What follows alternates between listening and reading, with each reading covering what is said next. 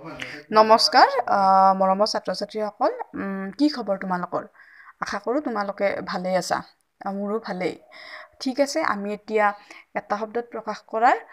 যোৱাকালি প্ৰথম খণ্ডটো দিছিলোঁ আজি আমি দ্বিতীয় খণ্ডটোলৈ আগবাঢ়ো আহা মাটিৰ বাচন বৰ্তন তৈয়াৰ কৰা লোক কুমাৰ লোৰ সামগ্ৰী তৈয়াৰ কৰা লোক কমাৰ কাঁহৰ সামগ্ৰী তৈয়াৰ কৰা লোক কহাৰ সোণ ৰূপৰ অলংকাৰ তৈয়াৰ কৰা লোক স্বৰ্ণকাৰ বা সোণাৰী চিকিৎসা কৰা লোক চিকিৎসক গাঁৱৰ মুখিয়াল ব্যক্তি গাঁওবুঢ়া যি উপকাৰ কৰে উপকাৰী উপকাৰীৰ উপকাৰ স্বীকাৰ কৰা লোক কৃতজ্ঞ বা অকৃতজ্ঞ উপকাৰীৰ উপকাৰ স্বীকাৰ নকৰা লোক কৃতজ্ঞ বা অকৃতজ্ঞ বৰষুণ নোহোৱা বতৰ খৰাং যাৰ কোনো নাই অনাথ ৰাতিপুৱাই স্মৰণ কৰাৰ যোগ্য প্ৰাতঃস্মৰণীয় যি একো নাজানে অজ্ঞ যি সকলো জানে সৰ্বজ্ঞ বা সৰ্বজান যাৰ হাত আঁঠুলৈ আহে অজানুলম্বিত যি এই লোকৰ নহয় অলৌকিক দেৱতাৰ গুণ সমৃদ্ধ দৈৱীয় ৰ'দত শুকোৱা সৰিয়হৰ শুকান বতাহ কাহুদি য'ত কোনো মানুহ নাই নিৰ্জন দেশক ভালপোৱা মানুহ দেশভক্ত দেশৰ অপকাৰ কৰা মানুহ দেশদ্ৰোহী দেশৰ বাবে মৃত্যুবৰণ কৰা লোক শ্বহীদ গৰু চৰুৱা লোক গৰখীয়া হাতী চৰুৱা লোক মাউত যি আগতে হোৱা নাই বা ঘটা নাই অভূতপূৰ্ব যি আগতে হৈছে বা ঘটিছে ভূতপূৰ্ব যি কেৱল নিজৰ কথা ভাবে স্বাৰ্থপৰ বা আপোনপেটা যি আনৰ হিতৰ কথা ভাবে পৰহিতৈষী যি সকলোৰে মাজত প্ৰিয় লোকপ্ৰিয় যাক সকলোৱে জানে বিখ্যাত যাক কোনেও নাজানে অখ্যাত বা অজ্ঞাত ক'ব নলগীয়া কথা যাক ক'ব নোৱাৰি অবাচ্য বা অকথ্য যাক শুনিব নোৱাৰি অশ্ৰাব্য যাৰ জ্ঞান আছে জ্ঞানী যাৰ ধন আছে ধনী যাৰ মান আছে মানী যাৰ ঋণ আছে ঋণী যাৰ ঘৰ-বাৰী নাই অঘৰী যাৰ একো নাই নিঃস্ব য'ত যাব নোৱাৰি দুৰ্গম য'ত যাব পাৰি সুগম যি বহুত কথা কয় বহুবল্কী যি কথা ক'ব জানে কথা সজাই ক'ব পৰা লোক কথা চহকী যাৰ মৰণ নাই অমৰ যাৰ ভয় আছে ভয়াতুৰ স্কুলত পঢ়া ল'ৰা ছোৱালী ছাত্ৰ ছাত্ৰী যাৰ শত্ৰু নাই অজাতশত্ৰু যি ইন্দ্ৰিয়ক দমন কৰিছে জিতেন্দ্ৰিয় শাক পাচলি কৰা ঠাই শাকনি ধান খেতি কৰা ঠাই ধাননি যাক আগতে শুনা নাই অশ্ৰুতপূৰ্ব যাক গণনা কৰিব নোৱাৰি অগণন যাক কথাৰে প্ৰকাশ কৰিব নোৱাৰি অনিৰ্বচনীয় যি কথা বিশ্বাস কৰিব নোৱাৰি অবিশ্বাস্য যি কাম কৰা উচিত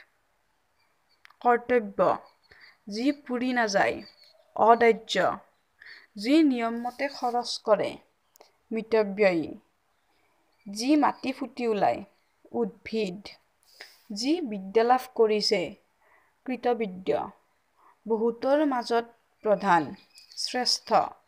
যাক দিব পৰা নাযায় অদেয়, যাক বধ কৰিব পৰা নাযায়, অবধ্য, যি খুব বেছি দীঘল নহয়, নাতিদীৰ্ঘ, যাক নিমিষতে ভংগ কৰিব পাৰি, ক্ষণভংগুৰ, যাৰ ধৰ্মত মতি আছে, ধৰ্মপৰায়ণ, বিষ্ণুক উপাসনা কৰা লোক, বৈষ্ণৱ, শিৱক উপাসনা কৰা লোক, শৈৱ, শক্তিক উপাসনা কৰা লোক, শাক্ত, যি সহজে জীৰ্ণ নাযায়, অজীৰ্ণ বা গুৰুপাকী, যি অইনফালে মন দিয়ে, অন্যমনস্ক, শৰৎ কালত হোৱা, শাৰদীয়, যি গুণীৰ গুণ বুজে, গুণগ্ৰাহী, বাটে বাটে যোৱা মানুহ, বাটৰুৱা, যাৰ ধৰ্মলৈ ভয় আছে, ধৰ্মভীৰু, কোনো কাৰ্য কৰিবলৈ স্থিৰ কৰা, কৃতসংকল্প, অশেষ মূল্য যাৰ, অমূল্য, দৰমহা নোলোৱাকৈ কৰা কাম, অবৈতনিক, যোৱাৰ উচিত বা যোগ্য, গন্তব্য বা গমনীয়, কাপোৰ বব জনা তিৰোতা, শিপিনী, যি কাম-কাজত পাকৈত, কাজী, একে সময়তে হোৱা, সমসাময়িক, ভৱিষ্যত চিন্তা কৰিব পৰা লোক, দূৰদৰ্শী, পি খোৱা বস্তু, পেয়, বুকুৰে বগাই যোৱা প্ৰাণী, সৰীসৃপ, যি বিশ্বজনৰ বাবে ভাল, বিশ্বজনীন, যি সৰ্বাংগ ব্যাপী আছে, সৰ্বাংগীন, ফুল থোৱা পাত্ৰ, ফুলদানি, যি কথা কোৱা উচিত, বক্তব্য বা বচনীয়, জুই ধৰি ৰখা ঠাই, জুহাল, নিজৰ উপজা ঠাই, জন্মভূমি, বস্তু বেচা-কিনা কৰা ঠাই, বজাৰ, বহুতো ল'ৰা-ছোৱালী একেলগে পঢ়া ঠাই, পঢ়াশালী, বিদ্যা শিক্ষা কৰা ঘৰ, বিদ্যালয়, যাৰ মূৰত চুলি নাই, টপা, যাৰ আশ্ৰয় নাই, নিৰাশ্ৰয়, যি কথা লগাই ফুৰে, খলুৱা, যি পৰিণাম চিন্তা কৰি কাম কৰে, পৰিণামদৰ্শী, যি দুই হাত সমানে চলাব পাৰে, সব্যসাচী, যি মাটিৰ উৎপাদিকা শক্তি নাই, অনুৰ্বৰ, যি নিজে নিজে হয়, স্বয়ংভূ, যাৰ পূৰ্বজন্মৰ কথা মনত আছে, জাতিস্মৰ, যাৰ কথাৰ লাগ-বান নাই, লপা বা চেলেপু, যি আনৰ মুখলৈ চাই থাকে, পৰমুখাপেক্ষী, যাৰ বিবেচনা শক্তি নাই, অবিবেচক, সহজে যি জিন যায়, লঘুপাকী, যাৰ কুল আৰু শিল জনা নাযায়, অজ্ঞাত কুলশীল, সকলোকে সমানভাৱে দেখে, সমদৰ্শী, বিপদৰ সময়ত ওলোৱা বুদ্ধি, প্ৰত্যুৎপন্নমতি, যি জানিবলৈ ইচ্ছা কৰে, জিজ্ঞাসু, যি বাঢ়িবলৈ ধৰে, বৰ্ধিষ্ণু, যি কৰ্তব্য স্থিৰ কৰিব নোৱাৰে,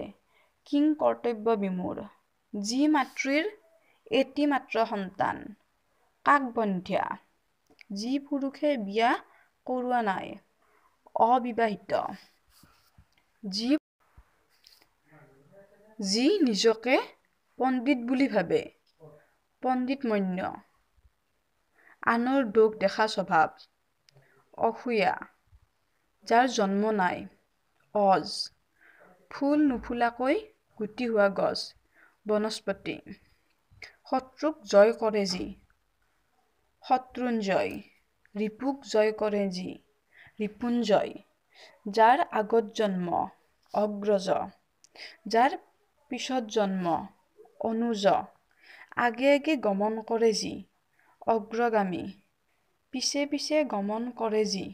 অনুগামী, যি কম কথা কয়, মিতভাষী,